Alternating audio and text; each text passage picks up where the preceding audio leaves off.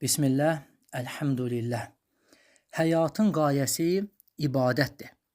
Lakin əslində gözəl ibadətdir. Mücərrəd ibadət məfhumu yox. Necə ki, Quran-Kərimin bir neçə yerində Uca Allah buyurduğu kimi, məsələn, Mülk surəsində "Xalaqal mauta vel hayata liyabluwakum eyyukum ahsanu amala." Uca Allah ölümü və həyatı yaratdı ki, sizin əməl baxımından hansınızın daha gözəl olacağını yoxlasın, sizi sınağa çəksin. İbadətin çoxu yox, gözəl olanı. Məhz budur həyatın qayəsi.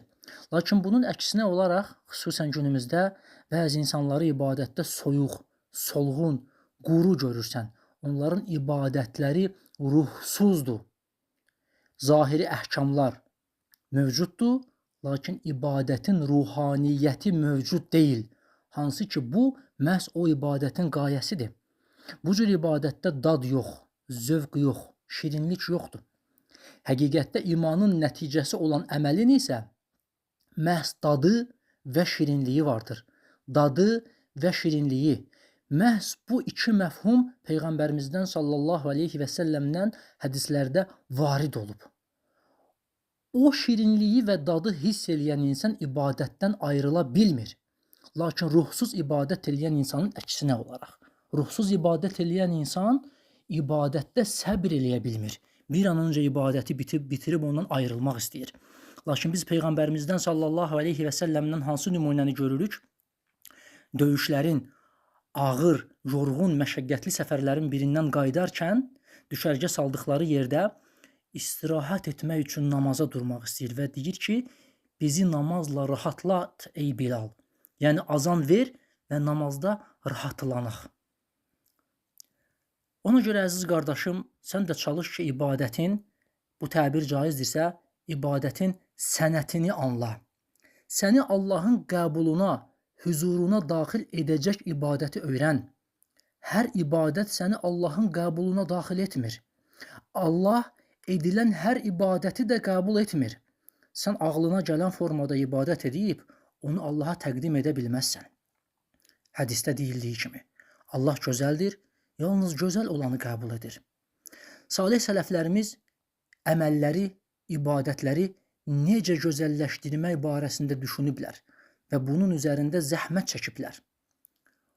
Bunun əksinə olaraq hazırda günümüzdə görürük ki, bəzi insanlar dua edir, lakin çox sakit, zikr edir, sürətli, ta ki öz normasını bitirsin, qurtarsın. İnsan Quran oxuyur və çevirib səhifənin sonlarına baxır ki, baxsın neçə səhifə qalıb surənin bitməsinə. Çünki hədəf surənin sonudur. Lakin axirət yolu, axirət məsafəsi qəlblə qət edilir, ayaqla deyil, saatla deyil. Və bizim məqsədimiz xitab olmalıdır. Yəni Uca Allahın qapısını döyə bilmək olmalıdır. Əməlin axırına çıxmaq yox. Və xüsusilə bizim bu günümüzdə ibadətlərimizdən yüksək təsir, uca təəssürat əldə etməyə ehtiyacımız var. O yüzden insanların çoxunda zövq yox, təsir yox, ibadətdə səbir yox, onları tələskən görürsən. Halbuki dua, namaz, zikir, Quran, bunların hər biri ən böyük feyz çağlayan bulaqlardır. Bax gör, kiminlə müamilə edirsən? İbadət edərkən kiminlə müamilə edirsən? Rəftar edəcəyin ən əzəmətli kəslə, yəni uca Allahla. Bunu dərk et. İbadət edərkən kimlə təmasdasan? Sən ona ən gözəl, ən üstün, ən əzəmətli, ən əziz şeyi təqdim etməlisən. Ən çox anladığın və ən çox gözəlləşdirdiyin, bəzədiyin şeyi verməlisən. Gün ərzində sənin halların içində Allah ilə olan halların, bu halların ən gözəlləri olsun. Rəvayət olunur ki, Ayşə anamız radiyallahu anhə öz qulluqçularına dirhəmləri verib sədəqə olaraq göndərməmişdən qabaq həmin dirhəmləri yuyub təmizləyər və ətirləyərmiş. Ondan soruşardılar ki, nə üçün bunu belə edirsən? Deyərmiş ki, düşünürəm ki, bu sədəqə olaraq gedən dirhəmlər kasıbın əlinə düşməmişdən qabaq Allahın əlinə düşəcək. Onların ən gözəl şəkildə olmasını istəyirəm. Uca Allahdan istəyirik ki, bizi sözlərin yaxşısına tabe olanlardan etsin. İbadətlərimizi uca Allahın tərəfindən məqbul olacaq qədər gözəl ibadətlərdən və əməllərdən etsin.